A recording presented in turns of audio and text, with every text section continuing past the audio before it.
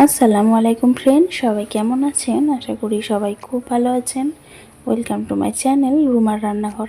নতুন একটা রেসিপিতে সবাইকে স্বাগত জানাই।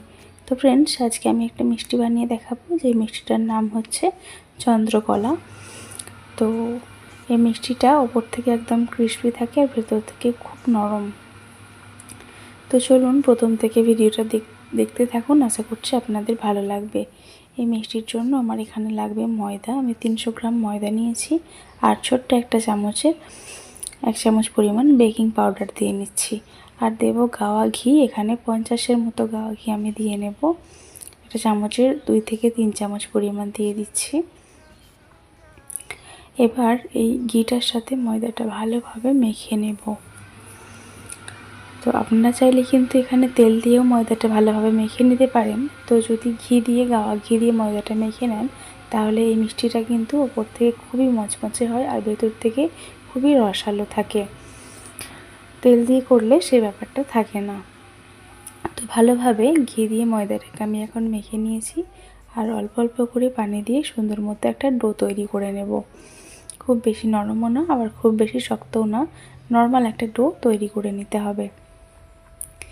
এবার যাতে ওপরটা একটু শুকনো না হয়ে যায়, তার জন্য একটা কাপড় দিয়ে আমি ঢেকে রেখে দিলাম। আপনারা চাইলে কিন্তু যে কোনো কিছু দিয়ে, ভেজা টাওয়েল দিয়েও কিন্তু এটাকে ঢেকে রাখতে পারেন। তো এখন এই মিষ্টির পুর বানাবো। তার জন্য এখানে 10 থেকে 15টা মতো কাজু আর সেম পরিমাণ কাঠবাদাম নিয়ে ভালো করে কুচি করে নিয়েছি। একটা পাত্রে আমি তুলে রেখে দিচ্ছি। আর কিছুটা পরিমাণ কিশমিশকেও আমি একটুখানি ছোট ছোট করে টুকরো করে নেব। তো আপনারা এই পুরটার মধ্যেও কিন্তু শুকনো যে নারকেল কোড়া হয়, বাজারে কিনতে পাওয়া যায়, সেগুলোও দিতে পারেন। তো আমার কাছে ছিল না, তাই আমি স্কিপ করে গেছি। তো এখন এগুলো একটা সাইডে আমি রেখে দিচ্ছি।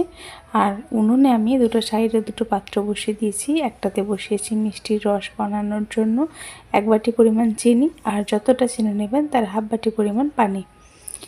এবার অন্য একটা পাত্রে আমি 2 চামচ পরিমাণ ঘি দিয়ে দিচ্ছি। ঘিটা সুন্দর মতো মেল্ট হয়ে গেলে এখানে কুচিয়ে রাখা বাদামগুলো আমি দিয়ে নিচ্ছি। বাদামগুলো একটু লাইট ব্রাউন কালার করে ভেজে নিতে হবে। তারপরে দিয়ে দেবো এখানে কিশমিশ কুচিগুলো। তো এইদিকে মিষ্টির রসটা ফুটে উঠেছে, এতে খুব বেশি পানি দেওয়ার দরকার নেই। আর বাদামগুলো এখানে ব্রাউন কালার করে ভাজা হয়ে গেলে এখানে খোয়া ক্ষীর বা মাওয়া যেটাকে বলি সেটা দিয়ে দিচ্ছি। নরম পাকের মাওয়াটা নিয়েছি 100 গ্রাম পরিমাণ। আর এই যে এদিকে দেখুন মিষ্টির রসটা ফুটে একদম যেমন সাদা তেল যেরকম দেখতে লাগে ঠিক সেরকমই হবে। এদিকে পুরটাও রেডি হয়ে গেছে। একটা পাত্রে ঢেলে আমি ঠান্ডা করতে দিয়ে নেব।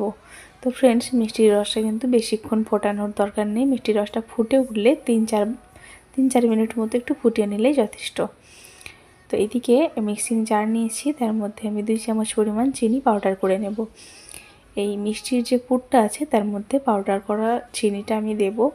আর পুরটা ঠান্ডা হয়ে যাওয়ার পরেই কিন্তু চিনিটা দিতে হবে, তা না হলে যদি পুরটা গরম গরম অবস্থায় চিনিটা আপনারা দেন, তাহলে কিন্তু চিনিটা মেল্ট হয়ে যাবে, একটা রসালো ভাব চলে আসবে, মিষ্টির ভেতরে পুরটা দিতে অসুবিধা হবে। তাই জন্য ঠান্ডা হয়ে গেলে ভালো মতো তখন কিন্তু চিনি পাউডারটা দিয়ে নিতে হবে।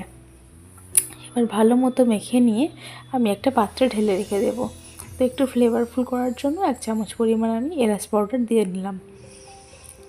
এবার ভালো করে মেখে নিয়ে একটা পাত্রে ঢেলে রেখে দিয়েছি। আর যে ময়দাটা আমি মেখে রেখেছিলাম সেটা এখন দেখে নিচ্ছি।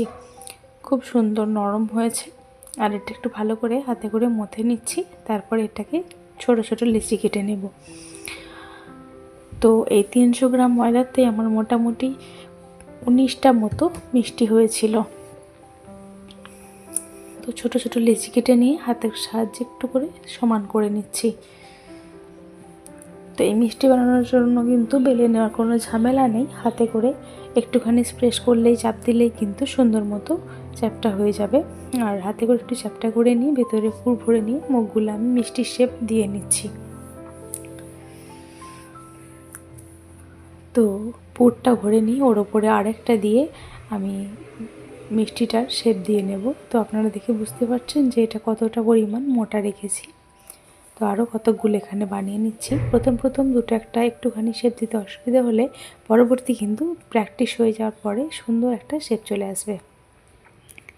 তো এখন মিষ্টিগুলো ভেজে নেওয়ার পালা। তো একটা কড়াইতে আমি তেল বসিয়ে দিয়েছি, তেলটা কিন্তু হালকা গরম হয়েছে। এই পর্যায়ে কিন্তু মিষ্টিগুলো এক এক করে ভেজে নিতে হবে। তেলটা কিন্তু খুব গরম হলে মিষ্টিগুলো দেবেন না, তাহলে কিন্তু মিষ্টিগুলো সুন্দরভাবে লুচির মতো ফুলে যাবে, মচমচে যে ভাবটা, ক্রিস্পি একটা ভাব, সেটা আসবে না। হালকা বুদবুদ উঠতে শুরু করেছে, আমি এখন উল্টে পাল্টে মিষ্টিগুলো একটা ব্রাউন কালার করে ভেজে নেব। তো দেখুন মোটামুটি একটা কালার চলে এসেছে। এই পর্যায়ে মিষ্টিগুলো আমি তুলে রসের মধ্যে দিয়ে নেব। আর মিষ্টির রসের মধ্যে যখন এই মিষ্টিগুলো দেবেন তখন কিন্তু অবশ্যই খেয়াল রাখতে হবে যাতে মিষ্টির রসটা একটু গরম থাকে।